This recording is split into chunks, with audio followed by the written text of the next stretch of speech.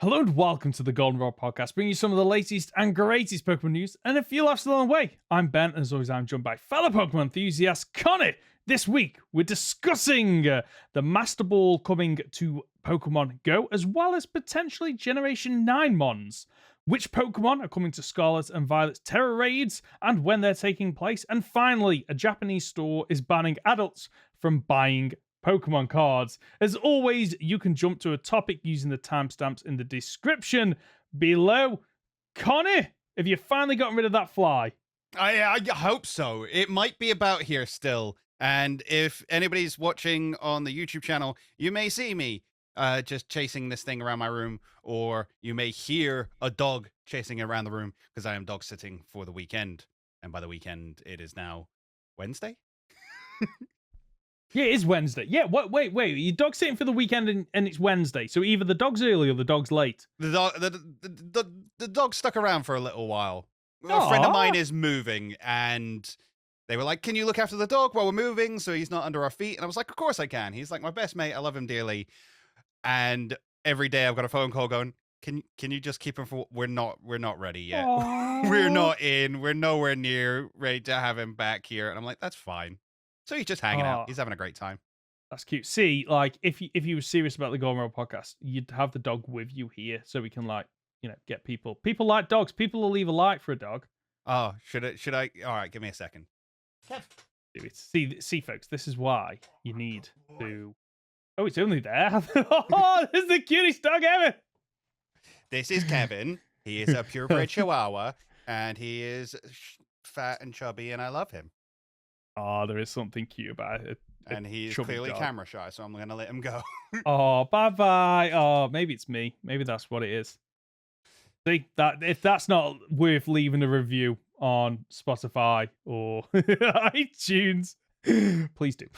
Let's jump into the first piece of news this week. Finally, after... I can't even think how long Pokemon Go has been going for now. 6, 7 years? Something 8 years? like that. We're finally getting the Masterball. Now it's part of a special research that is going to be available in June, and if you complete the research, you'll get a Masterball as one of the rewards. Now, just like the mainline games, this is a instant catch, 100% going to catch the Pokemon of your choice, which makes it weird why they've taken so long to implement this, but I understand why, because this is big, right? Like, there's a reason why everyone loves the Master Ball, why when you watch people play Pokemon content and they get a Master Ball in a randomized version, it's always on the thumbnail, it's always in the title, because people love the Master Ball. But I must say, I don't love the fact that this is coming to this game. So my biggest worry with the Master Ball coming to Go is, can I miss? Like, do you have to do the circle thing or throw can I it? miss? Can I miss the throw?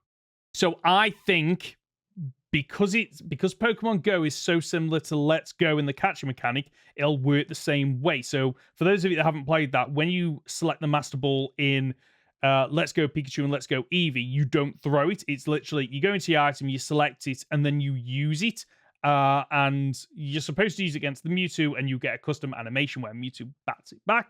I think it'll be the same thing where it'll be, okay, here's the Master Ball, however you select that on the UI, and then it'll be, do you want to use this? Yes or no? And then you'll use it. And it'll be a 100% catch rate. I don't think it'll be... Because then you get the nonsense of a Pokemon roaring or flapping its wings or suddenly shooting up it into the sky, something like that, and you lose the Master Ball. But from what I've read online, this doesn't look like it's going to be everyone gets one Master Ball and then it's done and dusted. It's looking more like, these are going to be rewards for certain parts of the game.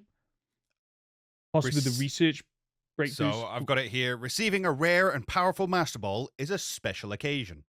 Think wisely about how you'll use it, and keep a lookout for future opportunities in Pokemon Go to acquire more.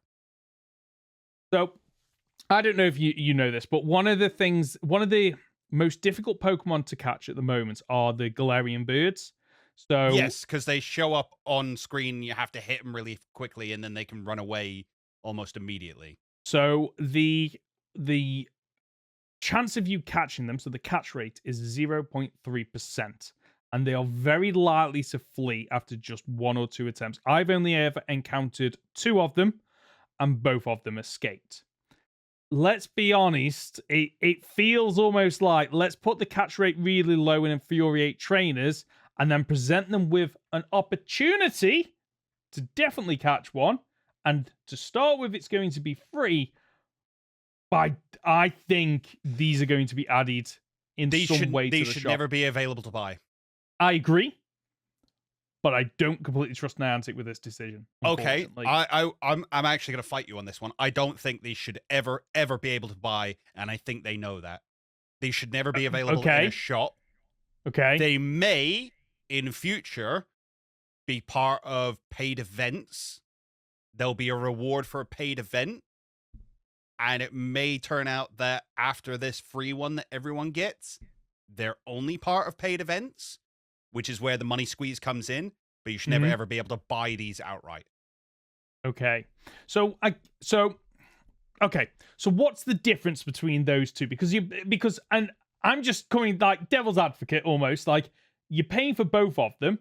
The shop, if it was just available in the shop, you can just buy a Masterball. I imagine it's cheaper than, okay, the next Pokemon Go tour event that's 30 odd pounds, you get one. Because there's a value to the Masterball that is inherent within the name. As you say, even in randomizers where they are just lying on the ground, they're still valuable. Because the Masterball is supposed to be one of a kind per game. And that scarcity, that rarity can't be overlooked. And if you put him in the shops, people can just buy them. Okay. So I guess it completely unbalances the game and makes it way more pay to win than it already is. Yeah. So I guess the point you're making, this is what I was trying to figure out, is like, if it's in the shop, you can get, the whales going every month. I'm going to buy 10 of them and I'm going to do the raids and I'm guaranteed to catch them. Where if it's events, there's a way that Niantic can limit it and go, well, we're only doing 3 events this year, and therefore you only get one every 4 months. You have an option to possibly get 3 Master Balls a year. So the scarcity is still there, and it means that they're not completely unbalancing the raids. They're not completely unbalancing how or who can catch Pokemon instantly and things like that. I think if you could buy a Master Ball, that's why you can't buy Master Balls in game, because if you could, it would just it would take out all the fun. Yeah, agreed. Part of the fun of getting a Master Ball is, like, say, it's that rare item where I've got one Master Ball, but there's several legendaries in this game, and I know I'm going to use it on one of them, but then the question is, like, which one are you gonna? And like, when you play randomizer, you get a Master Ball on early game, but you hold on to that Master Ball for as long as you can, and you still try to catch other legendaries with Ultra Balls, but then there gets to a point where you're like, Master Ball time, and there's a feeling behind it. And what I am hoping with this is that it's one of those occasions where Niantic understands it and goes, let's not just throw it out there. Anyone can buy them at any time. That's what I'm hoping. Again, going off what they say right here again, I'll read it. Receiving a rare and powerful Master Ball is a special occasion. So it says there, you have to receive it. You can't just buy it. And it's a special occasion. It's not going to happen all the time. You're not going to be getting these on a weekly basis.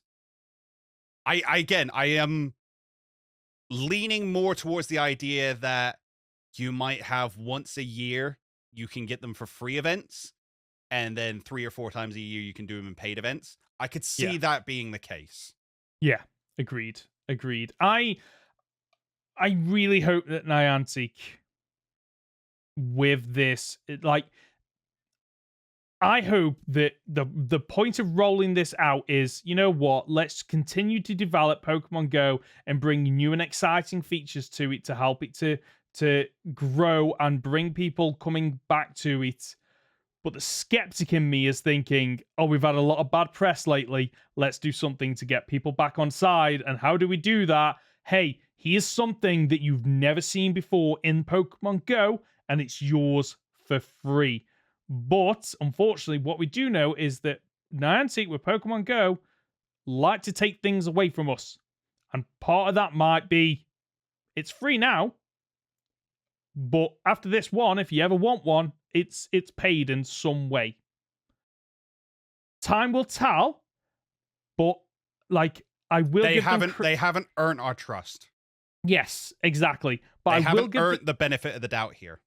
No, but I will give them credit that they're finally doing something else with the Pokeballs, because for too long it's been Pokeball, Great Ball, Ultra Ball, Premier Ball for the raids, and that's it. Like, I want some of the other Pokeballs in this game, and I kind of understand why, because it could get a bit cluttered, especially with the UI, but I would love to see them bring in some of the other ones, like a Dusk Ball for nighttime, makes it easier to catch. Some kind of Pokeball that makes it easier for, early stage Pokemon or late stage Pokemon. You could have a netball for, if the Pokemon is in water or near a lake or something like that. So, at least they are trying something, because since the start of the game, it has been those 3 balls, and that's all we've had. See, as someone who's constantly quitting the game because I keep having to buy more storage in my bag, no. Yeah, okay. No. I get that.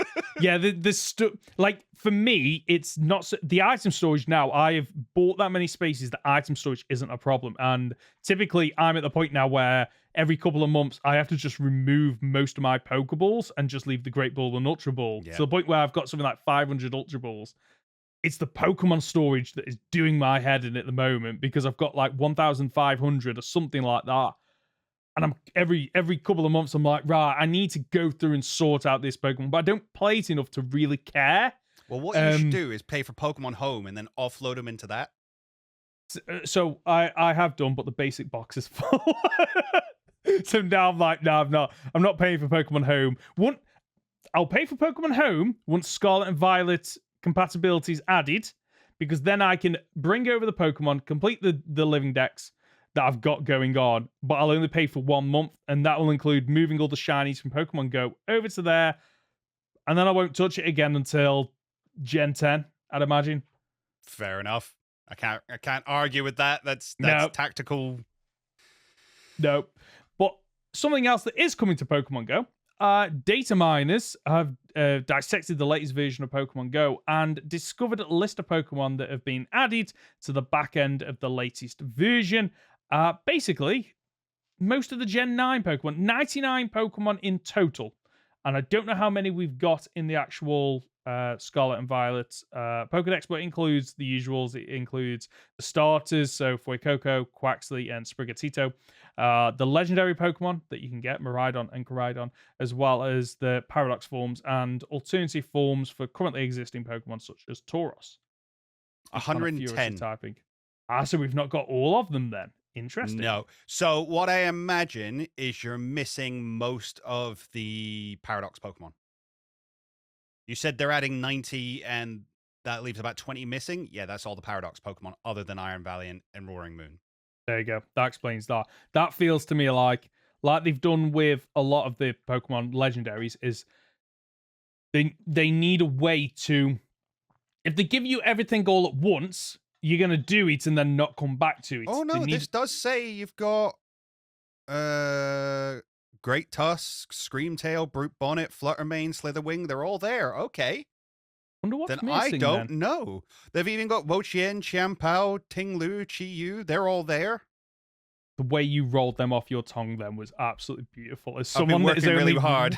Have you? As someone that's only ever read them and not pronounced them, and I know them as like goldfish, slug, deer thing. It's like, it's good to hear those pronunciations. So I think, like, before everyone gets excited, all this means is that they've put some of the information in the back end. That doesn't mean we're getting them anytime soon. We still haven't got all the Generation 8 Pokemon, have we?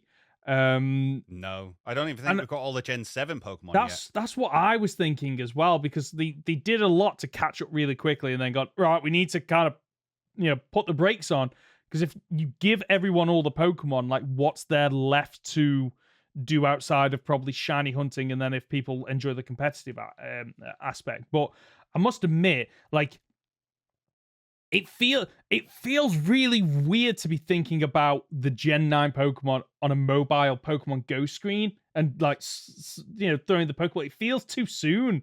Yeah, I agree with you. Considering that, we only had the Generation 1 Pokemon when Generation 6 came out. Mm-hmm. It's caught up really quickly. It felt like they were going slowly, doing generation by generation by generation. And now Pokemon Go is so big and so profitable that it's being caught up in the marketing wheel. Mm-hmm. It is used as much as anything else to push the new Pokemon, to push the new merchandise. So it's a case of no, get those new ones in there. Yeah. If this is the only way people are actually interacting with the Pokemon franchise, we need them interacting with the new stuff. Yeah, and I think they'll do what they did with Generation 7 and 8, where they don't just go, right, all the new Pokemon are in there. They roll them out in batches. So you get like mini releases within each generation. And that's a way that they can... Because ultimately, what Pokemon Go haven't done yet, and what they will never do, is have it to the point where you can complete the full Pokedex in Pokemon Go, because there will be a subsection of players that once they do that, they just go, I'm done. Like, and the reason I think that is because I remember all the articles that came out back in the day when Pokemon Go first came out, and like they were interviewing the first people to complete the Pokedex minus the legendaries. Yep. And there is a subset of people that will absolutely love that. They'll go, I've completed the Pokedex, I'm done and dusted, I never have to, like, that's my challenge, my achievement, I'm done. I can move away from this game. So of course they're gonna want to take their time rolling these out. But I must admit, I am surprised that this information's already been like come out. I thought we had another year before they even thought about that, before we were even thinking about Gen 9 Pokemon in this game. Yeah, it seems quick, but again, the actual release of them won't be. No. Oh no, they'll string this out for as long as possible. I'm trying to think, is there anything in Gen 9 that has a ridiculous evolution system that Pokemon Go is going to mess up? My immediate thought was Ursaluna. Do you remember how troubled it was with Ursaluna trying to get it done at full moon? I'm trying to think. So you've got walking. There's a bunch of them that evolve via walking now, which is super easy to implement. You'd think they'd be able to implement that. So like the tumbleweed Pokemon that I can't remember off the top of my head what it's called. Even Brambleghast? Yes. That might be what it evolves into. One of them is Brambleghast. One of them. There's the Pawmot evolution line. The last one is walking as well. How do you evolve Dunsparce? Oh, it's a move, isn't it? I think so. Hyperdrill or Drill Run? Hyperdrill. Not Drill Run. Hyperdrill then. Yeah. I'm trying to think what else there was that had quirky evolutions in that game. And I can see Conor's so good at this. He's just always typing. I can see him. See, now I need to... No, these are all new types, new evolutions. No, give me the new style of evolution. There's like the get annihilate. You have to use the move a bunch of times. So some of these will be. It's really strange actually, because some of the way that they do moves in Pokemon Go doesn't lend itself well to it. Is Tandemaus just Tandemaus is just level, isn't it? Tandemaus just evolves in your party. Yeah, if you just leave it there long enough, it'll just breed. I'm pretty sure. What else is there? I'm just looking Ceruledge through. and Armor Rouge. Are we going to get new items again? New items, definitely. Bellybot's just a Thunderstone. It is mainly like. Can we evolve the Gimmighoul? Because we've got roaming Gimmighoul at the moment, haven't we? Yeah. Can you evolve roaming Gimmighoul into Goldengo? I think they might keep them separate. I honestly think that is going to be if you if you want a certain version, you have to play a certain one of the games, because I must admit, getting that Gimmighoul was it wasn't a nightmare. It was just time consuming. Yeah. And I imagine that's something that they kind of want to keep in the game. How do you evolve the Faragiraf? It's a move again, isn't it? Yeah, Twin Beam. So that's staying the same. King Gambit might be an interesting one. King Gambit, that is a good shout, because you have to take out the squad leaders. Yes. That hold the leader's crest.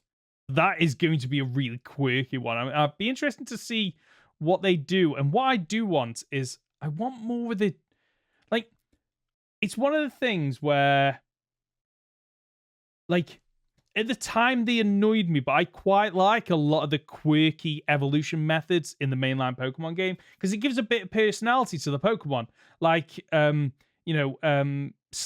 evolves only when it's raining, or what was the Pokemon? Inky, was it? That evolves, Inkay, where you had to flip it upside down. Like, stuff like that.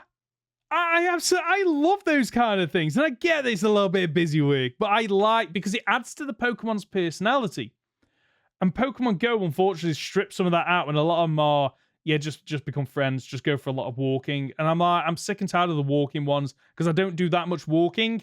And I don't want to have to, okay, I've got a friend, I've got to wait like 3 months before this Pokemon even can think about evolving. So give us more quirky evolutions, please. And I'd be interested to know how they're going to do Palafin as well, because you have to have, it'll be a buddy system. Yes, because you have to use the friendship mode.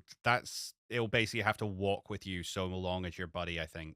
They might do trades. I'm just having a look at this leak as well.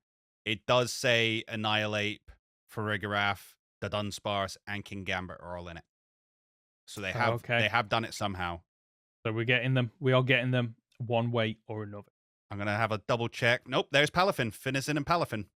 Oh, so they're both there as well. They're there as well. And then we're gonna get here. It'd be interesting to know how they do the hero form, because it doesn't function this like obviously in Pokemon Go at the moment we've got Megas, and they just use a new type of candy.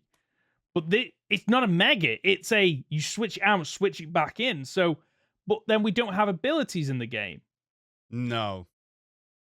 But it feels like it needs to be in. I'm really, like, this is what Pokemon Go should be doing. Like, I wish they'd have gone down the route of, let's give more of these Pokemon quirky evolutions that aren't just either do a load of walking or just use a stone. Like, I find them really boring. I want more quirky things about it. Like, for example, a Sunkern could have been, make it your buddy on a really warm day, or when the weather's, like, sunny. Yeah. Like, they should have done more of this quirky stuff, which would get people, like, they want to do is get them out and about. Like, do those quirky things. Like, evolve a dragon Pokemon in a hurricane. You know? Why not?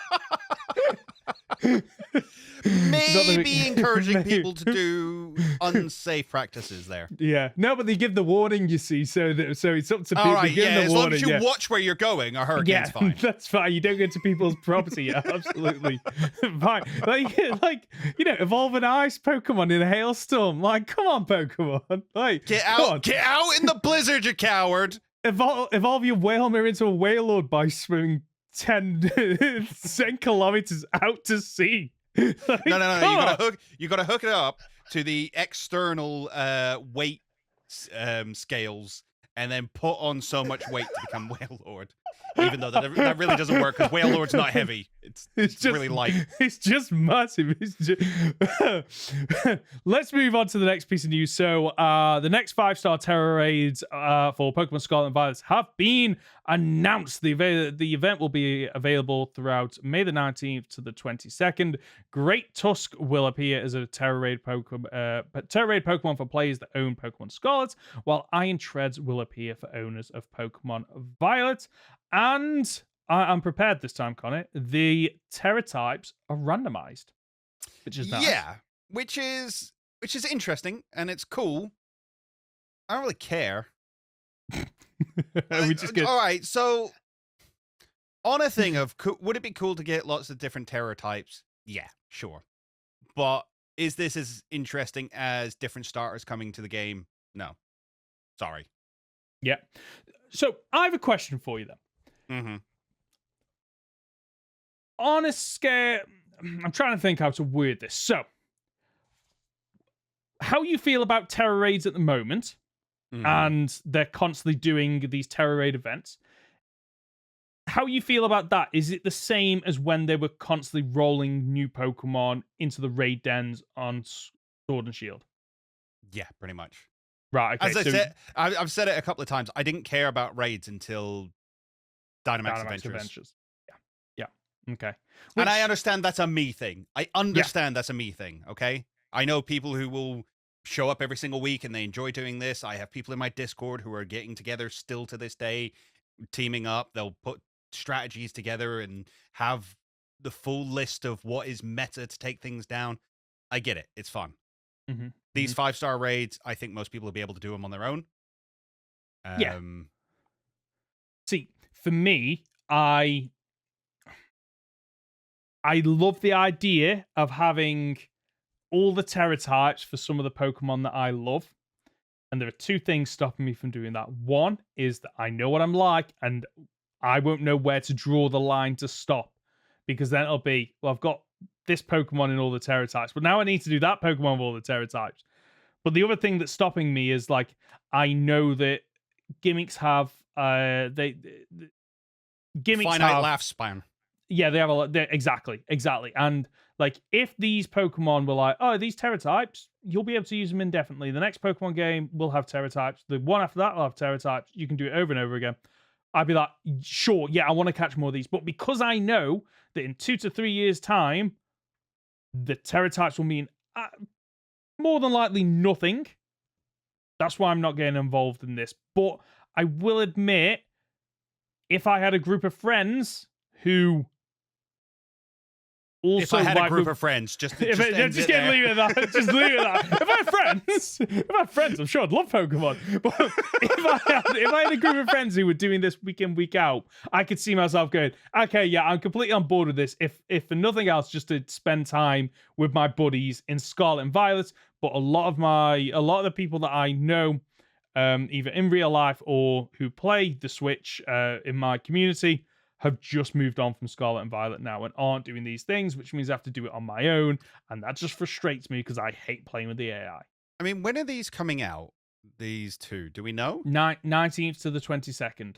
So this weekend, I believe. This weekend. Do you think that these are purposely lame raids because everyone's still playing Tears of the Kingdom? Potentially. And by lame, I mean they're Pokemon that were already in Paldea.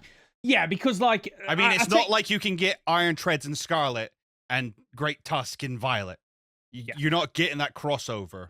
Yeah, so, like, I get your point, because they wouldn't release, like, Walking Wake this close to another Nintendo game, which, for all intents and purposes, is breaking records in terms of reviews, and then apparently it's selling really well. I've not looked it up. I haven't played it because I've only just started replaying the first one, which I started in 2019, and I never completed it. So I'm finally getting around to completing it. But it does feel almost like let's not fight an uphill battle. If people are playing this other game, let's just leave them to it. Leave them to it. Bring out stuff just to tide people over, and then once it's died down, right, what new Pokemon, what exciting things can we bring to it?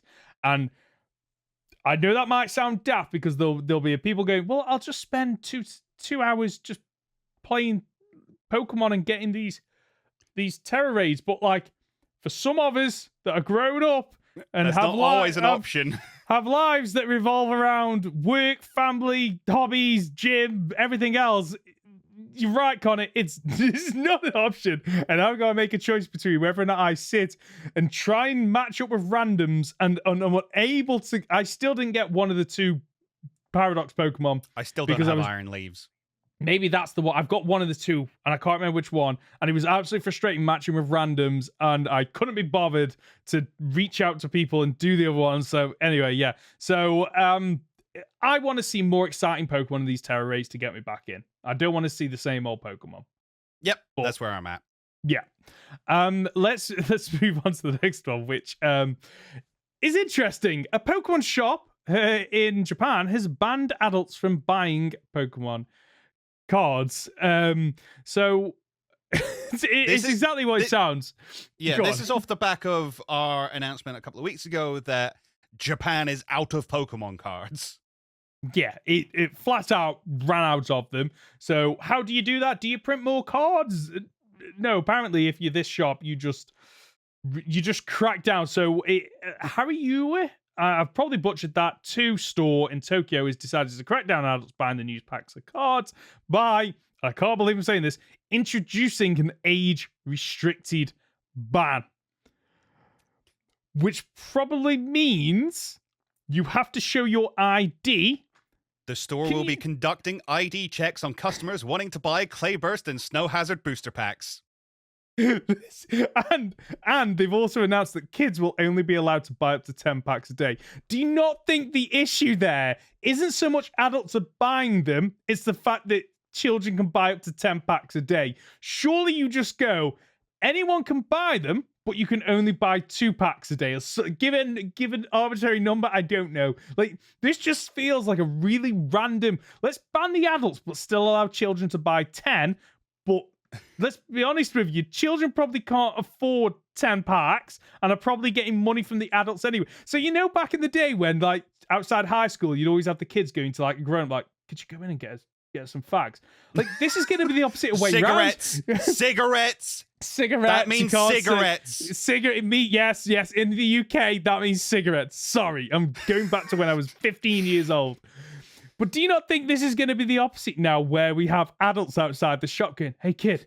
Just buy me 1 pack. Go on, just one. just 1 pack. Please. This is just really weird. Anyway, so Kotaku apparently reached out to one of the store managers to basically find out a little bit more about the decision around this. And they said many shops exhaust their entire stock as soon as they go on sale. And people this is a direct quote, people active late at night or early in the morning always seem to buy. By allocating half-hour stock for general customers, shops can continue to sell to students and young children. Selling to children not only pleases them, but their parents as well. This method of sales enables us to satisfy the greatest number of customers when the items are in such limited supply. Like, this whole thing just seems like they've overcomplicated a pretty easy decision. Do you know what's funny is the fact that this strikes me as somebody who's had one too many Karens come up to them and be like, my child can't buy the children's card game. It's like, fine, we'll make it only for children then. Only children can buy. And I'll tell you my biggest issue with this. I actually kind of like the idea. I think it's stupid. I don't think it's going to work. But I like the idea of, letting kids have some fun as well and not just allow all the adults who are mostly scalpers, let's face facts, just come in, spend hundreds and hundreds, if not thousands of dollars, and just buy up all the stock. I understand that. But did you ever used to get the bus when you were about 15 and you'd walk on and say, can I have a child's ticket, please? And they go, no, you're not a child. It's like, no, I am a child. Prove it. I need your ID. I'm 15! I don't have ID! I'm 15! Why would I have ID? What do I need ID for? To prove that I can't do things that other people can do? Let me pull out my provisional. I'm not old enough to have! So, can't wait to see how it goes. Yeah, I can understand why they've done it though, because I've got a tweet here from the Pokemon Deals community. So the Japanese case of Clayburst is asking for an asking price of $2,400, and a Snow Hazard and Clayburst case, so the two of them together, asking price of $3,600. So I can understand. It is absolutely ridiculous. I can understand why shops are probably, because for shops it must be really annoying that like they've obviously got some kind of deal contract, whatever it is, with the the Pokemon company to, okay, right, we will pay X amount of money for the cards, and then we add X amount of profit on top of it to sell them on. And they're not allowed. What you need to remember is they're not allowed to go over a certain price. Yep. So that'll be part of the contract. Yep. Which is why, like, outside of occasional sales, they're all the same price no matter where you go. But it must be infuriating as like an owner of one of these businesses going, okay, well, I can only sell it for this much, and yet Bob down the road can come in, buy a case, and then add, 1,000% in terms of the price on top of it. So, like, I can understand why these shops are probably thinking, right, how can we shut them down but retain our sales? Yeah, and I get the frustration. I'd be frustrated, and like, I think parents must be frustrated as well, which is probably part of the reason. Like, I get why he was saying about, it's a really bad quote, like, selling to children not only pleases them, but their parents as well. But I guess that's what they're trying to get at is, listen, we're not the bad guys here. The bad guys are the people that are, buying them and then signing on for a huge markup rather than just going, just let people enjoy themselves. Which I don't think anybody's going to disagree with. No, that's not a hot take. No. I still don't think this will work. I don't think you can enforce this.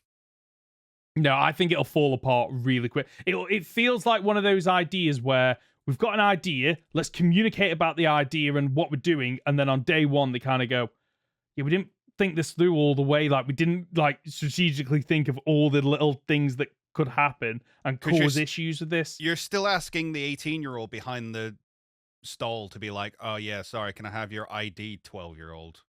Yeah. No. Oh, okay then. Fine. Whatever. Yes. Some of which, like, and I've encountered people like this, that they work in a store, a multi-billion pound store, and they're paid minimum wage. Like, there's only so much they are going to care, and then just think, whatever. And I had it in McDonald's when they were doing the Happy Meal promotion packs, and they were like, you were told you could buy one extra one with every Happy Meal. And I bought a Happy Meal. I said, can I buy some packs? He was like, how many do you want? Like, how many can I have? And he gave me about 4 or 5. And I was like, okay, perfect. Yeah, I'll do. Thank you. Like, some of them just don't care. So I don't think this is going to work. But something does need to be done about people that are, what's the term for them? Scalping. Right, okay. Yeah, so it does seem as well that this is only half their stock that is being allocated to be sold like this. The rest of it is still available as per. Oh, really? See, that to me is almost, I say better. It almost seems like a way that they are trying to appease everybody and maintain control over the situation, which makes you feel a bit better about it. Yeah. Should we move on to Pokemon Ultimate Journeys? Let's do it. We're coming towards the end of the series. Yes, so the way that we're going to do it is there's 4 episodes left. We're going to cover 2 this week, which are Go's episodes, so Ash isn't in them. And then next week, it's the final 2 episodes of Pokemon Ultimate Journeys and the conclusion of Ash and Go's journeys together. And then in the future, at some point, we will be watching and discussing the farewell episodes to Ash, which are 12 episodes, I believe. Yeah, something like that. Road to be a Master. They are still coming out on a weekly basis. So they're not all out yet. Are they out in Japan? Yes, they've all been done in Japan. Right, okay. But they have basically been dubbed, and that season is currently airing on TV. I'm looking forward to eventually watching that, but that's not what you get this week, folks. This week you get back-to-back Go episodes. Episode 39, The Mew from Here. I know. Do we want to talk about these as 2 separate episodes or a single one? I do want to talk about these 2 as 2 separate episodes because they are even though they're going on the same journey, it feels very much like it's a journey of two halves. Okay, interesting. And so, just to kind of set the scene, Go has been tasked with heading to Faraway Island. I wonder how they came up with this very original name. And Hey, Faraway Island is actually what it's called in the game. where is it? In Pokemon Emerald, you can go to Faraway Island and you find Mew there, and you find the message from Fuji, who's like, anybody who steps here, I hope they're kind-hearted and not a massive turd like me and don't kidnap this Pokemon and do terrible experiments on it and clone it and stuff like that. Okay, well, I'll take that comment back then. If it's based on the game, I'm happy with it. So here on the island, they're sensing very strong psychic energy, and they believe that Mew is there, and they're going to basically get to the top of this, find the Mew. Along the way, we have an issue where their technology fades, which is really weird that it just affects everything. But it also, and this is something that I never considered, it affects the Pokeballs as well.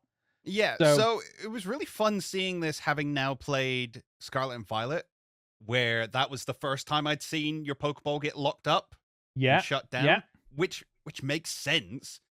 Do wonder what happens to the Pokemon inside them when the device goes off. Just internal damnation. Just That's it, I was on a nice he just had a power cut. Oh no, what a shame. But you're like, no, they just go to hell for a bit. I just imagine it's like it shrinks down, it goes dark, there's nothing in there, but they're aware of their mortality and existence. Just existentialism kicks in. Nice. Yeah. Yeah, and you just eventually the balls work, the Pokemon comes out, and it just sits there screaming, rocking backwards and forwards. Like, what is life? What is existence? But obviously it's a children's show. We need to talk. But obviously it's a children's show, so that doesn't happen. We just don't cover it. We don't even consider it. We don't even think about it. Anyway, so the technology fades, and we're left with 3 Pokemon: a Weavile, a Azumarill, and Grookey. And we get an adventure where they're trying to reach the top of the mountain by climbing up. Which, can we just say, these kids, because they are kids. They're all kids. The one adult in the team stays back at base. Yes. And they're go on, you go off. Because they're expendable. That's why. He's the bad guy, I'm telling you now. I was waiting for the twist and it never came. Yeah.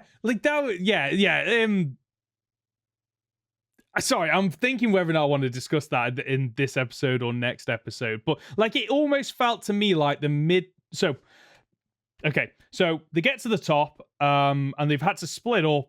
It's the land of time forgot. There's loads of fossil Pokemon here. And we get a bit of background on some people claiming Mew was benevolent and others that wasn't. And then the end of this episode, so almost the twist, I thought was going to be, this team isn't what it was set up to do. Like, they're trying to capture Mew because they're aware that Mewtwo exists and there is, technology is improved, and maybe there's a way they can genetically clone it again or something like that. But no, the twist is we just run into Groudon and Kyogre. Yeah, which kind of come out of nowhere. It very much come out of nowhere. And the only thing I can think of is that the only part that is like alluding to it or kind of setting it up is, this is the land that time forgot, basically. There are fossil Pokemon here that haven't been resurrected. They've just existed here. And, there's these ancient legendary Pokemon. Well, it's kind of hinted at a lot more in the next episode that this is the birthplace of the world. The Faraway Island actually came from space, is a singular meteor that crashed down, and from it came all life. Oh. And the world adapted and developed around it. And do we think Mew was on that meteor? And because Mew is the ancestor of all Pokemon, Mew is the birthplace of all Pokemon, as is Faraway Island. I actually like that idea. Which is why you have Groudon and Kyogre, the creators of land, the creators of sea, that then shaped the world outside of this island. Oh, so it started there and then life.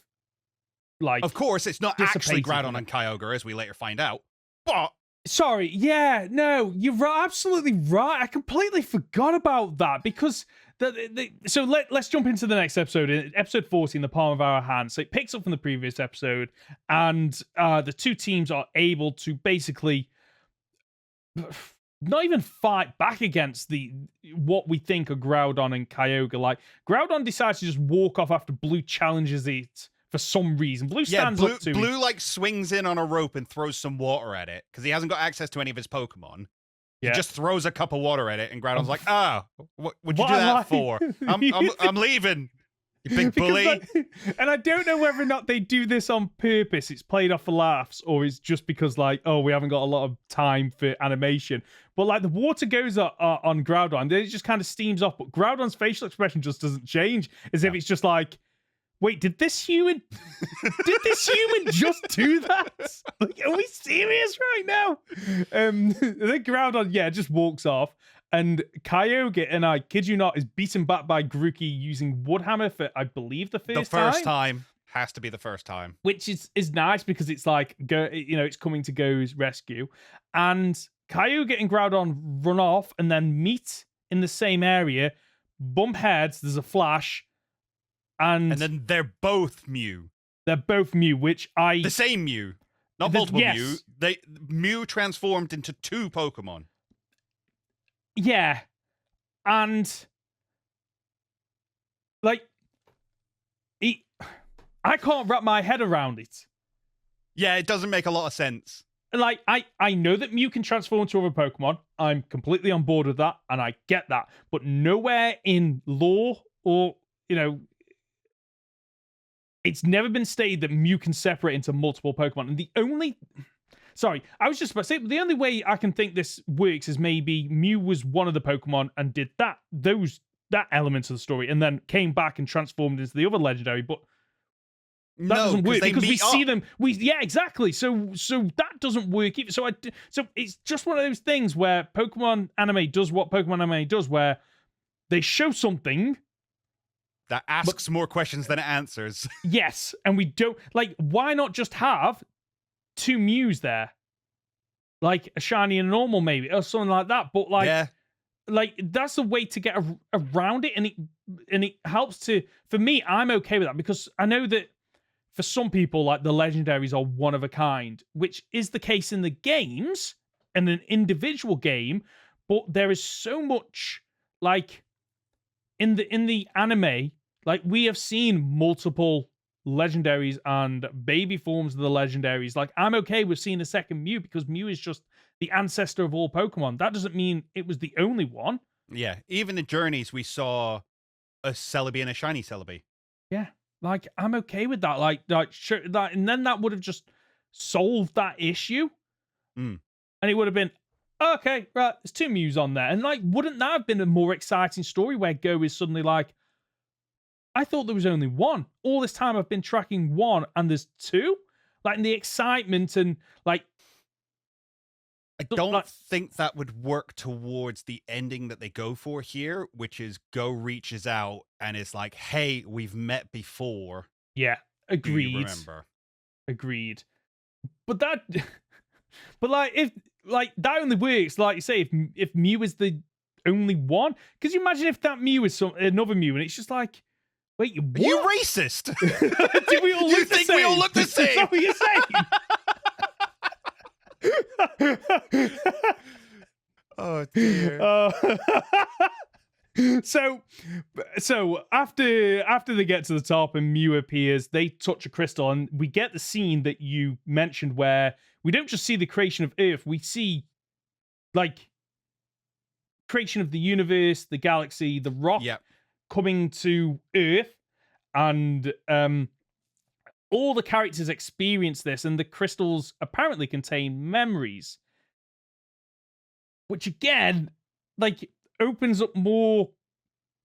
I have a lot more questions about this than it doesn't even answer. It's just like, yeah, the crystals have memories. Like, okay, which is a cool concept. I really enjoy that concept. Are you going to explain anything more? No, they don't explore it nearly enough, because, like, the blue girl, I literally cannot remember the name. I think one of the guys is called Quilladin. But that's also a Pokemon's name, right. So it's Quillin. Quillin, something like that, yeah. Quillin and Blue Girl. Anyway, doesn't matter. Yep. She like touches the rock and it loses its glow, and then all the rocks lose their glow, and there's a little joke of like, did I do that? Yeah. Oh no. And then all the Pokemon get really angry and start fighting each other, who had all showed up to be like, ooh, rocks. Yeah. And none of this is ever explained as to what's happening. Are humans a virus? Are we the virus? Are we a problem? And I'm fine with that's the answer. I just need to know. Yeah. And it's the fact that, like, I don't know a lot about people that research, that discover that, like, their whole career is based around, I just want to discover. But I like to think that people that do go out and do that know not to go around touching things that they aren't sure what they are and what they do. Like, you've just been given this memory, this flashback, which is obviously feels like it's legit because all of them experience. If it was just one of you experiencing it, you'd be like, "Oh, that was a hallucinating." You hallucinated, yeah. But all 5 of them very clearly state, "Oh, we had the same dream, the same flashback, whatever it was." So surely your first port of call would not to be go, I wonder what happens if I touch the shiny glubby rock. Like, what could possibly go wrong in this world of basically magical creatures, right? And we know rocks from space are dangerous. Maybe she wanted superpowers. Maybe that's what it was. She'd watched Chronicle. That's what it is. Yeah, she thought she was going to get superpowers. And basically, this all comes to a head where Mew rocks up and goes to town on them. Basically, yeah, like Mew. So Mew battles the 2 Urshifu, which we have seen overcome the Regis with ease, like knocks them out in a handful of attacks. And then Blue thinks the best strategy is to fight it, whereas Go summarizes that it's just messing around. And I'm not quite sure if Mew is messing around or whether or not it is seriously thinking, yeah, these people have invaded my land, they've enraged these Pokemon, they've done something to my crystals, and now they come into my home. You come to my house, you touch my rocks, you kick my dog. Honestly, it's what it feels like. The more about this episode, the more I think, like, it's that meme of, are we the bad guys? Yeah. Like, they've just come onto this island, messing stuff up, disrupting this island that probably hasn't had visitors maybe ever. And then Mew is just there to protect, because Mew doesn't hold back. Mew one-shots, 20 Pokemon? Yeah, like, something stupid. Wow, just like, but it doesn't even, like, this isn't just even the trainer's Pokemon. It knocks out the wild Pokemon as well. And what we get is, like you said, like, Go just kind of, hey, it's me. We're cool. And Mew's like, yeah, we're cool. Like, okay, Mew. Like, because, like the more... So when the only other time I've seen Mew is in, like, properly see its characteristics, its personality, is in the very first Pokemon movie. And it comes across as childish. That I've always... It's like, Mewtwo is like... It's the younger dark of the brooding. Two. Yes. And Mew's the playful personality. But this episode, like, if we're talking about a D&D alignment scale, it's chaotic neutral, right? So Mew wasn't always supposed to be cute and childish. Okay. Right. So there was a radio play that came out before the first movie, and basically Mew kills a person. Wait, what? Mew like lures a person up into the mountainside, and you hear her last radio signals out of like, I found it, I finally found it, and then she just like falls off the cliff. And it's implied that Mew just straight up took her up there to take her out. because chaotic neutral is the way to put it. It is so powerful, and we've seen it throughout this series. At the beginning, it's like one-shotting Nidoking and stuff with its own moves. It can transform into these legendary Pokemon, copy all their abilities, copy their signature moves and stuff like that. And it's just got no concept of humanity or people or life in general. Wow. There's it's got that element of chaos god amongst it, where it's just like, yeah, cool, you want to battle? Let's battle. No, no. Stop. It does feel very much like. So my question then is: the rock that came to Earth, was it a rock or was it actually a prison that contained Mew and another civilization? Mew's just an exile from an other. all of the Mews are happy and everything, and Mew just gets this Mew is so chaotic neutral, gets sent to Earth as a prison and goes, I'm a little bit bored, I'm just gonna create a civilization. I'm just gonna torture it for generations to come. Exactly. Like I love Mew as a everything about Mew. I love its design. I love its, ability to learn all these TMs. I love its playfulness. And these episodes, I don't think they're good episodes. No. But Mew, I'm like, you know what? I'd happily get a series following Mew around, just having like hijinks and just like not understanding things and just messing around. And just as it does that playful little laugh, it's like, oh, I just caused a forest fire. Isn't this funny? Did I do that? Yeah, that's what it feels like. And like, yeah, and the episode wraps up with, Mew teleports them down to the bottom of the island. Go holds out his hand and says his catchphrase, and then Mew just appears on his hand. And I'm not gonna lie, for a moment I thought, this mother's gonna catch a Mew. I honestly thought for a moment it was, I've done my goal. Ash got to do his, and now I get to do mine. Isn't this great? And I'm glad they didn't go down that route, because it's one of those things where he hasn't earned it yet. He hasn't earned it, but it's like for me, it's infuriating, because I so wanted a series that followed Mew, because of just how different it could have been from Ash, in terms of, wow, we get to follow a protagonist that doesn't care about the gym battles and the fights, but he will fight when need be. But his whole arc is about, I just want to find out more and explore. And could you imagine being able to find out more about, as he goes on these journeys and the Pokedex entries, and finding out things from the Pokedex entries that you always thought, oh, that's a bit weird, like elephants mentioned in the original games and things like that, and just expanding on the lore of Pokemon. And if we'd have caught that Mew, that would have been the series that I wanted to see, because I would have been like, okay, right, he's caught this Pokemon. I don't want to step away from this character now, because Mew, a whole series about Mew, who it is, its origins, what it's been up to all these millennia. There are so many stories that could be told. So I'm glad that he didn't get that Mew, because it also opens up issues within continuity of, surely that is something that would be talked about on TVs and interviews, and so I'm glad they just went. Well, I don't know, because Horace just shows up with a Virizion. Yeah, I completely glanced over that, and there's not even a conversation. It is literally go, oh, that's a Virizion. Yeah, I got a Virizion. And Go even pulls up his Pokedex. It's like, Virizion. It worked with Cobalion and Terrakion to save the Unova region.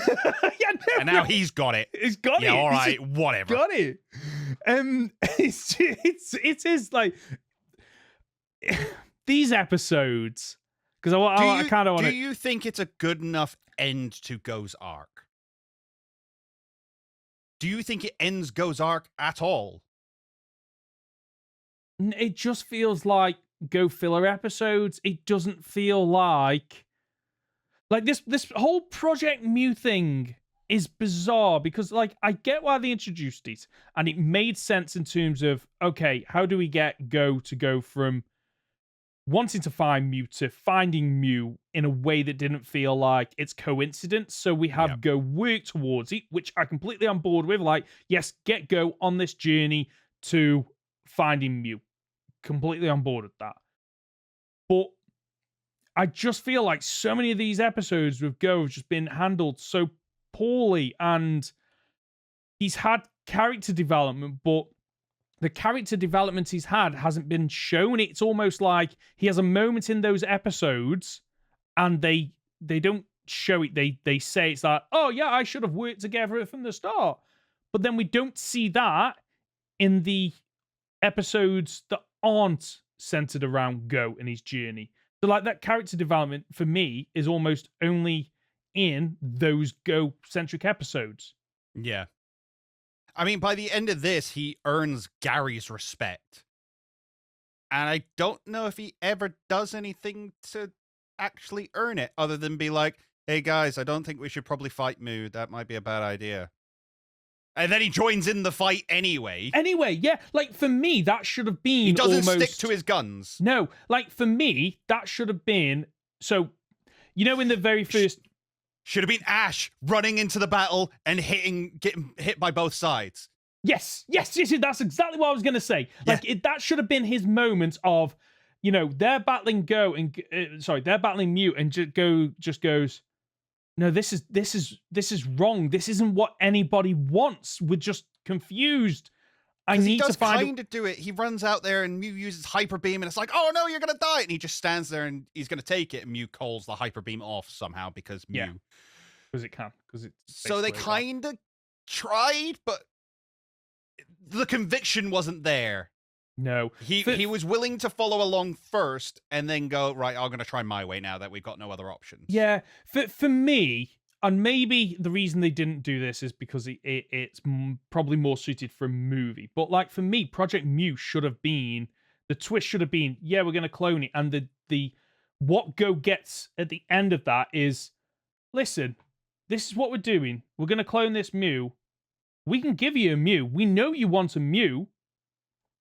Like, help us out, and Go makes the decision of, yeah, I do want a Mew, but I want it on my own terms, and I understand my morality, and I'm not standing for it. I'm going to stand up to you.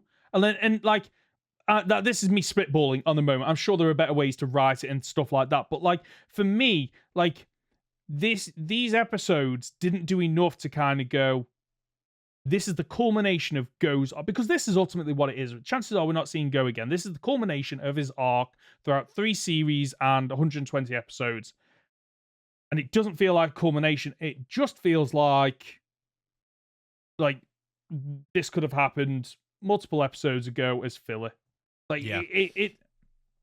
It feels like this should have been a TV special. Yeah. It should have been a 60-minute long TV special, and you can feel the budget restraints. You can feel that they spent every single penny on Ash's final battle, and I'm glad they did. But it's rough. The amount of still shots in this where action should be taking place. It's like it takes me out of it. Yeah, it's like the part when they are when they were experiencing the creation of all life, and that should have been this amazing kind of, whoa, look at this. And like there are parts where Mew and Go were flying, and it is literally just the PNGs, just like, let's just wiggle them just a little bit to make it look like they're flying. Like it's so disappointing because like Go is one of those characters where like, if I had to make a choice between Ash and Go, I'm picking Ash every single time. But that's because they for me, they've squandered their opportunity with Go.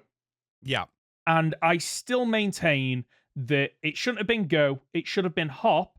And then you have Hop's journey of, I'm going to be Leon's rival to, this isn't what I'm good at. I'm good at, like, it's the game hints, like, I quite enjoy the research side of it. And then he leans into that. Like, that's what this should have been. And then at least it would have been a case of, I can understand why Hop isn't going to be the main character of a series moving forward, because like he's in Galar. He's part of Leon's story, and I completely get. Whereas, like, Go is this anomaly where, like, why can't we follow him moving forward? And the only reason I can think of is because he hasn't been as popular as maybe they thought he would be. And but that's their fault, I think. Yes. That's my problem with this, is because like there are elements of Go that I really do enjoy. There have been standout moments for him and his character where I've gone, it isn't just an Ash copy, because that's what I thought. Like, I was sold on, and I was told that like Ash takes the mentor role in Journeys, and Go is the up and coming trainer. And I thought that's the transition, maybe. But that isn't what we got at all. What we got was Ash just being Ash, and Go's coming along from this different angle. But they and then you get Chloe, and instead of like, and I've got no problem with having 3 protagonists, but it feels like the stories were all like individual stories were all written by different people, and there was no through line for them all. And almost like, especially with Go, he feels written. I was going to say written by committee, but committee implies that they're at least communicating. Doesn't it? It feels like lots of different people have written lots of different parts of his story. He kind of takes a step forward and then 2 steps back, and will kind of change up his character depending on what the story requires at the time. And he'll learn a lesson, but forget it very quickly.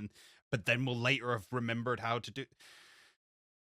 It's frustrating. I'm frustrated with Go because I expected better. I hoped for better. Yeah, and like when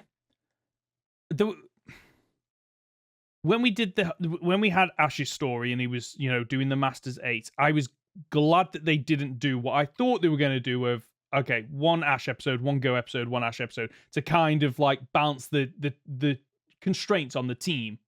Yeah.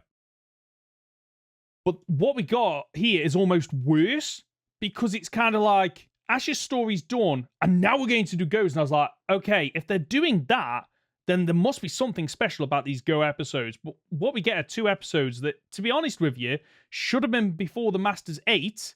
Because it's a letdown now that we've seen the Masters 8. Yes, exactly. It's kind of like, here's Ash's story, which I could understand if Go was going to be the main character moving forward. But you'd want to do that. It would make sense, because then you give Ash his finale, send-off, then you give Go some really strong episodes, and then you go, okay, here's Ash and Go separating ways, and it's a passing of the torch. Yeah. But we don't get that. What we get is 2 really poor Go episodes, which also, like, if you'd have told me, oh, we're getting Gary back, I would have been, this is amazing. But, like, outside of the initial times he appears, like, he was really disappointing in this. Like, what did he contribute? Yeah. What did he add? Like, he threw water ground on. What do you want? Well, yeah, like he climbed a mountain. Yeah, and then complained about it. Yeah, like, and then got to the top and went, "Wow, this is tabletop mountain." And it's like, buddy, you're looking at like 4 trees. It's not a lot going on here, mate. Like, come on, Viridian Forest has more trees than this island. It's a shame. It is a shame, because like the more we've now that we've pretty much finished Journeys and looking at it as a whole, I wish what you want from any TV show or any entertainment is it's great throughout, but it's very rare that you get that. You get peaks and troughs of entertainment, of quality, of exciting moments and stuff like that. But I'd rather have, if it was 3 series of loads of good stuff and then those occasional standout moments, I would have been happy. But what we've had is a lot of average in terms of quality or story or just episodes, and then you get those moments of, wow, that was really good, but there wasn't enough good to kind of balance out the season. And what you're left with is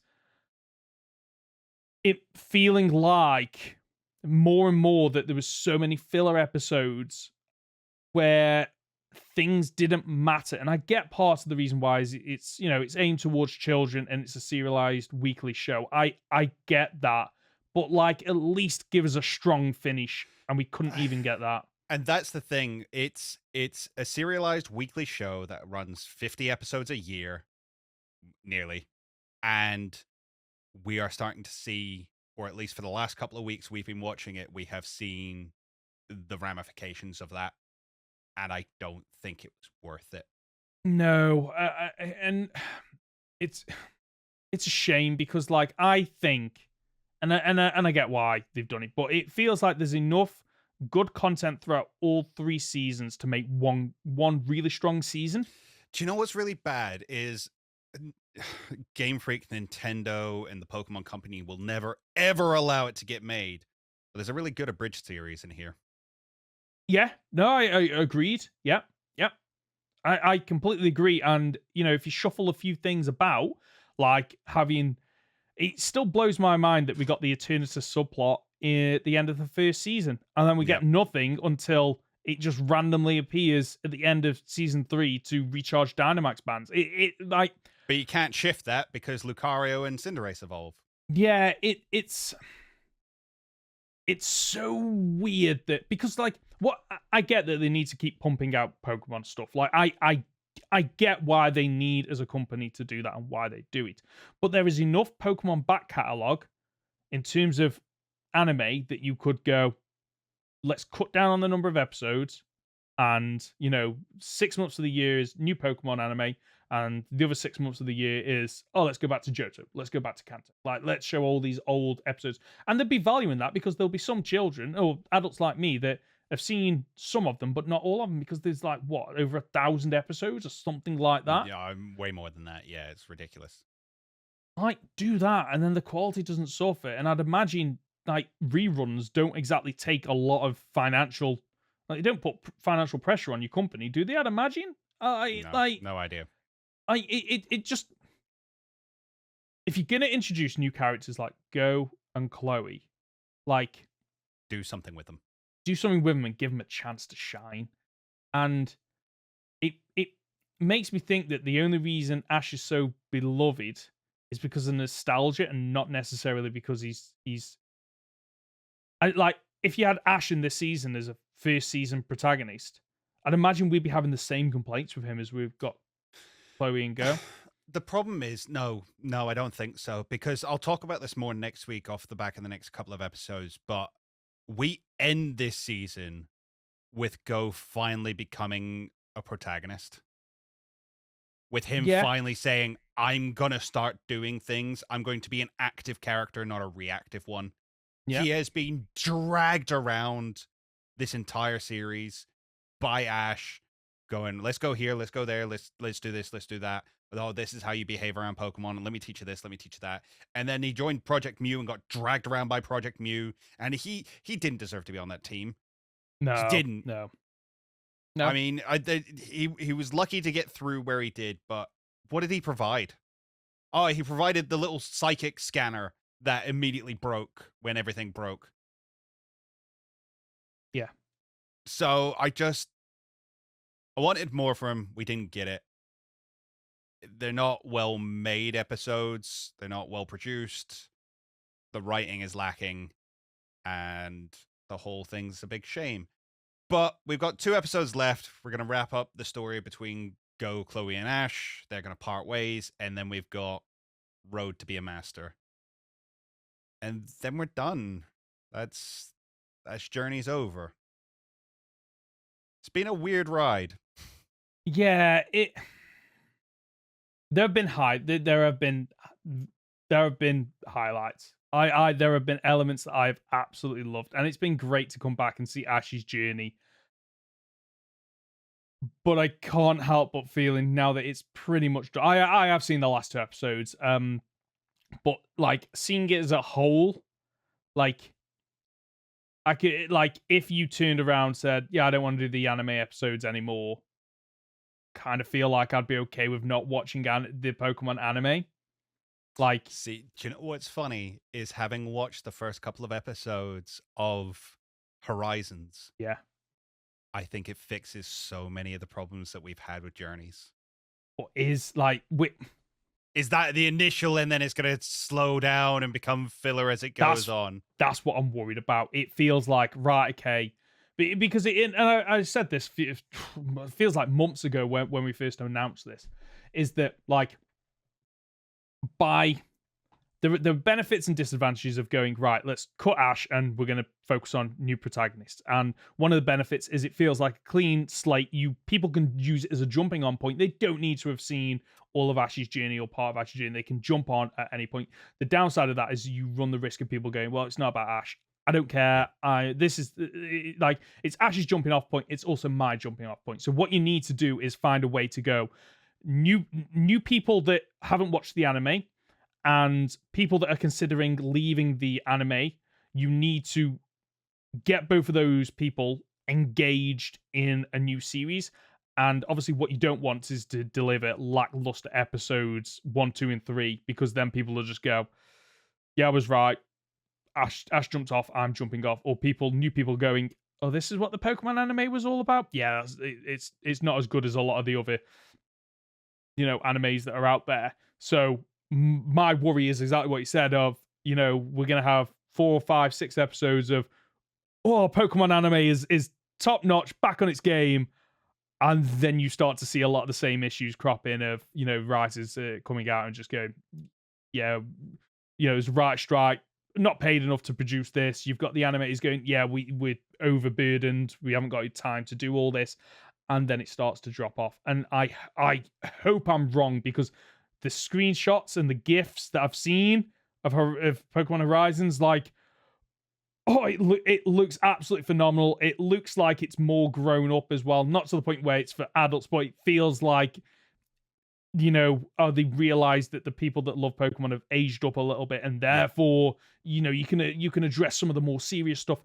So I'm hoping that I'm wrong. It's just infuriating that Go, like, justice for Go. Like, justice for Go. Hashtag justice for Go. Honestly, yeah.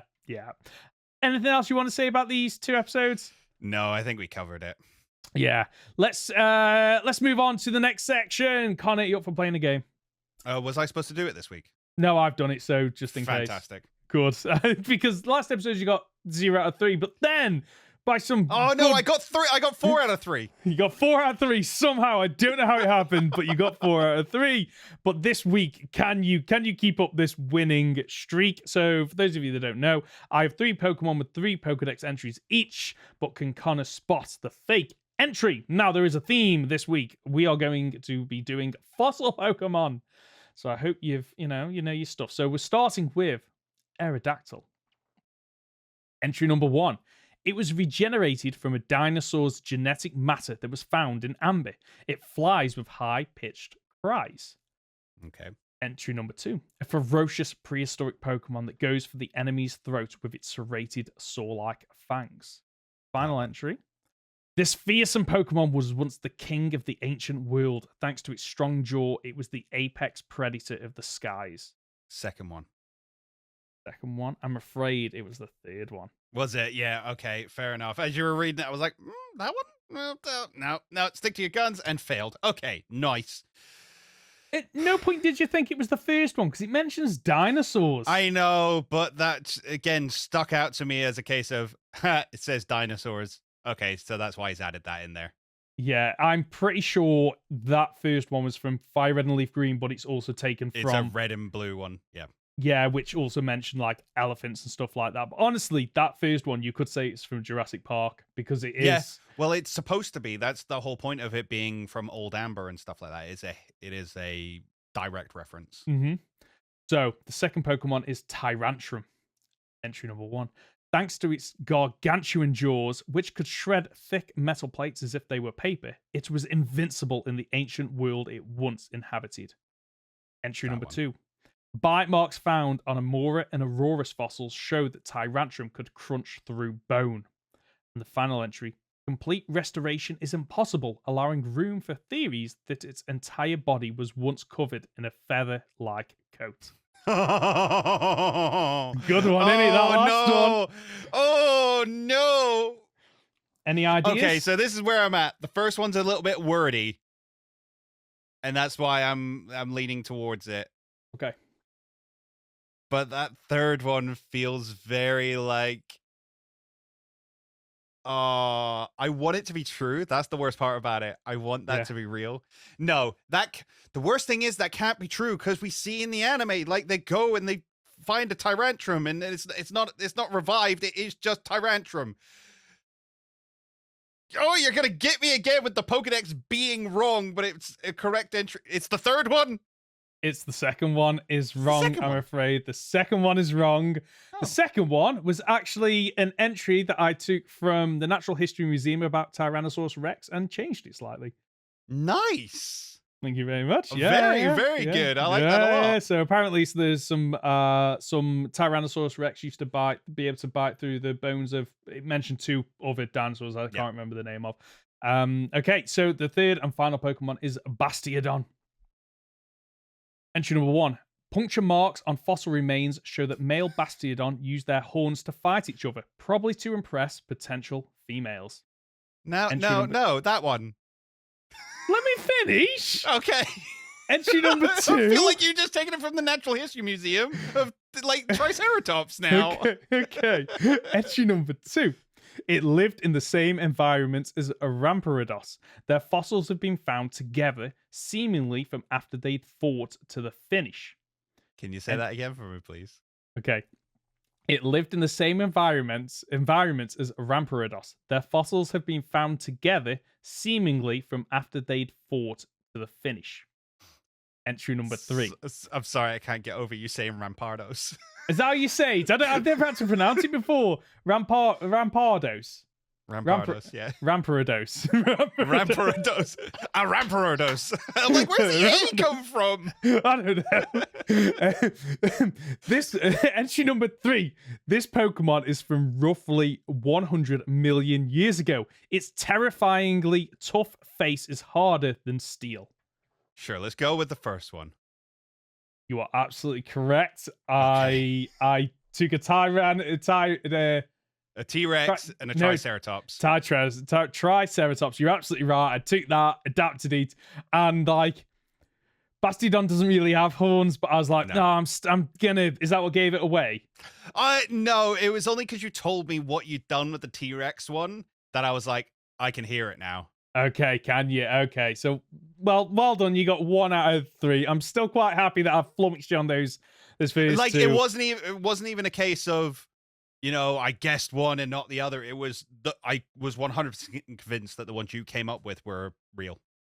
Thank you very much. I appreciate that. Let's move on to comments and questions. Regular Tony has written in to say that he's had a fabulous weekend with his friends where they caught a live band.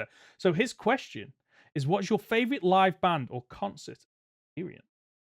So a lot of the bands that I used to watch were more at festivals. I used to do Reading Festival back in the day, Boomtown I've done, and I can't remember the other one. There's another festival in there somewhere. Enter Shikari is a band that I've seen many, many times. They have put on like one bad show out of all the times that I've seen them. It's usually pretty good. However, one of the bands that will always stand out in my mind is Madness. And if you don't know Madness, they do like Our House in the Middle of the Street, Baggy Trousers. Oh, yes! Baggy trousers. Old school ska music. Saw them live, and it was torrential downpour all weekend. Madness came on, played Baggy Trousers, and suddenly the sky parts, the sun comes out, and they're like, there you go, a couple of old guys brought the sun out for you. Let's dance! And it was just such a fun show. It was one of those where you've got lots of people who are dancers and rockers and people into their like EDM and lots of different music, but everybody showed up for Madness. Wow. It was good fun. Good. I'm trying to think which ones stick out. So one of the ones that sticks out to me is the band that I've probably seen the most live is The Killers. Nice. And there was one gig that I went into Manchester where we got 5 songs in, and Brandon Flowers, the lead singer, was just like, and they all just walked off backstage and were just like, what the heck has gone on here? Anyway, eventually the manager came out and just said, yeah, gig cancelled. We'll be offering full refunds. Won't be making any other comments at the time. Anyway, came out a couple of days later that basically was suffering from a throat infection. Right. And then when I then went back to watch the rescheduled gig, they basically changed the set list. So the first 5 songs they did in the gig they cancelled with the last 5 songs in reverse. Okay. So in Manchester the first time, it started with Mr. Brightside, and then in the rescheduled gig, it ended with Mr. Brightside. So it was really nice. Really enjoyed that. Another band that I like is, and no one will have ever heard of these, Little Man Tate, who are absolutely amazing. Saw them in the Sugar Mill, which is a little local indie place where you can fit like 200 people in to watch a band. Absolutely amazing. Then they split up we didn't get to see them again. And then they came back after COVID for a gig in Sheffield, and it was just like, oh wow, this is like 15 years ago, and I'm listening to this band that I thought I would never listen to again. And then the final one, and this is a bit similar to yours with the Sky opening, I went to Leeds Festival. This was over 12 years ago. And went to the Silent Disco on the Friday. Yeah. Finally got back to the tent at like 2 o'clock in the morning. And the next day, I was ill. I was horrible. I was... Throughout the night, I was shaking. I was getting hot. I something obviously happened, and I wasn't. I basically the next day had to drag myself down to the arena, and then just lying there. And Imagine Dragons come on, which is arguably my second favorite band after the Killers. Like those two, I change over. And Radioactive comes on. They got the big gong, and it healed me. And I'm not joking. I was fine after that band came on. I was absolutely okay. I don't know how to explain it, but it was just like my body just went, "No, you're good now. Get up." And I was fine. And nice. I just can't. I don't know what happened. It just happened. Okay, I don't believe in God or anything like that. But like a miracle happened that day, and yeah, and like they are probably my three favorite like. Seeing a band and really enjoying it and really getting into it. But I did go one the other month where we actually sat down, and you know what? As a man of 34, it's lovely, isn't it? I get it. And because like I used to be that person where I'd go with my friends and be like, right, okay, we get there 2 hours before the band come on, you're queuing, then they open up the gates, you rush to the front of the arena, and then it's like, well, we can't go out for drinks now, and if you go out for a toilet, like, you might not see us till the end. Like, good luck. Whereas I went to see, who was it I went to see? I want to say Panic at the Disco, I think. Okay. And my mate got the tickets. We got there in Birmingham, and it was great because we're like, we're sitting, so we got chips, we got drinks, and then it was like, they're starting in 5 minutes. We should probably go sit down. And we just wandered in and sat down. It was just, I was like, this is actually really good because I can just have my coat over me. I've got a drink, and I'm just sitting down, and I'm just enjoying it. My legs don't ache at the end of it. My ears aren't ringing. I don't have to worry about if I need to go to the toilet and not being able to get back. Sitting at a gig, I get it. Like, don't get me wrong, I miss mosh pits a little bit. But I'm an old man now. So I funnily enough, when I was at Leeds Festival one year, I saw System of a Down. Yes. And that had one of the best mosh pits I've ever been in. It was really weird because everyone else there was wearing what you'd expect people to mosh wear a lot of black and stuff like that. And I'm there in this white shoot of a telephone box that's 3D printed to pink, blue, and yellow. And I just must have stood out like nobody's business, but like, moshing System of a Down, absolutely amazing. And then one year I went to see Linkin Park, and there was no mosh pit, and I was really confused. Yeah, couldn't understand why. The only reason I can think of is a lot of the people that maybe used to mosh had grown up with Linkin Park and were just there to like, this is nostalgic back in the day. Yep. I don't want to mosh. So I was really surprised by that because I had a mate that was there, was like, it's going to kick off. It's going to kick off. Like an hour later, any second now. I said, mate, it's not kicking off. Like, there's going to be no moshing going on. See, I still remember Reading Festival. We had, the big towers where all the TV cameras and everything sit because you have the BBC coverage and all that kind of stuff. So you got big towers down there. And we were watching Bring Me the Horizon. And basically a circle pit started. And if you don't know what a circle pit is, it's basically a bunch of people stomping around in a circle. But these started, and suddenly you've got one going around one tower, one going around another tower, and then they just kind of fused. And you've got this huge pit just encircling quite a large radius around these towers. Insane. Could you imagine if you're working in there and just not knowing and just be like, the people are doing something and I don't like it. They're doing one of their rituals again. I'm sure of it. What years did you go Reading? 2011, 12. Yeah, 2011, 2012. I think I might have went Leeds those years. Was Foo Fighters one of those years? Was that Foo Fighters was headlining, one of the years. Yeah. I think there was Foo Fighters one year. There was Muse another year. Yeah. So we went the same. Same festival, but the different location. Different locations, yeah. Would you do a festival again now, or? Oh, absolutely. Would you? Absolutely. Right. Yeah. Boomtown is one I'd check out if you haven't done it already. It's like, I don't know how to explain it. It's literally they create an entire town out of nowhere for a weekend, and as well as there being lots of different music going on, there is, because it's not like arenas or stages. It's just you have stages throughout the towns, and all the town is themed, and there are actors just walking around being part of the town, and there's a whole story going on about like a government that's being overthrown by the rebellion, and it's insane. It's so good. That's amazing. This sounds like Westworld. Are you sure it wasn't Westworld? No. Straight up Boomtown. Look it up. It's Nice. actually restarting last year or this year. They've starting the story again after COVID. Wow. So okay. Check it out. Like that. Sounds amazing. If you've got a comment or question, you can reach us by leaving a comment on our podcast on YouTube, by emailing goldenrodpod@gmail.com, by leaving it on our Discord channel, by using the hashtag goldenrodpod on Twitter. And that's the show for this week. If you've gotten this far, you're just a top dollar, aren't you? Conor, where can we find you? You can find me on my YouTube channel at Captain Fidget, or on Twitter at CapFidget. I'm Ben. You can find me as Professor Hoenn Gaming on YouTube and Professor Hoenn on Twitter. As for the Goldenrod Podcast, you can find us on the usual platforms. Search for Goldenrod Podcast on YouTube or on your usual podcast app. Excuse me. Leave a like on YouTube or a 5-star review if you're listening as a podcast. We'll be back next Friday for another week of Pokemon podcast content. We're leaving that in. See ya! Yay!